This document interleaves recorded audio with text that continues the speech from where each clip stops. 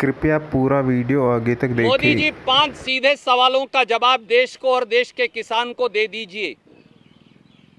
नरेंद्र मोदी सरकार किसान का न्यूनतम समर्थन मूल्य खत्म करने का षड्यंत्र कानून के माध्यम से क्यों कर रही है?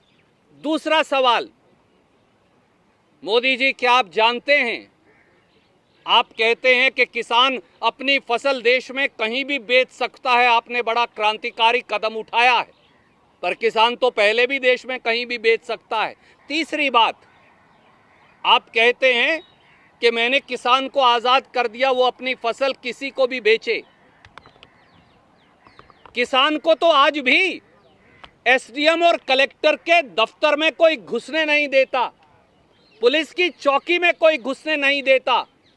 वो किसान बड़े बड़े उद्योगपतियों के सामने खड़ा होकर वकील करके 2 एकड़ का किसान, 3 और 4 एकड़ का किसान जो इस देश में है, वो एसडीएम और कलेक्टर के सामने, बड़ी बड़ी कंपनियों के सामने किस प्रकार से खड़ा हो पाएगा?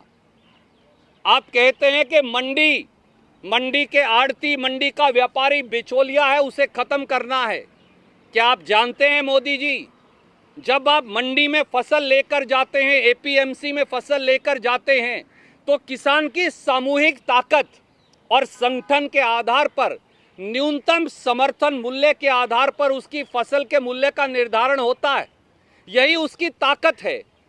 पर जब आप मंडी ही तोड़ देंगे, जब एपीएमसी एक्ट ही तोड़ देंगे, जब उसको अपनी फसल अपने खेत में बेचनी पड़ेगी, तो 15.5 करोड़ किसान या कुल 62 करोड़ देश का किसान और खेत मजदूर अपने खेत में 2-2 एकड़ के लिए सामूहिक संगठन बनाकर रेट का निर्धारण कैसे करेगा?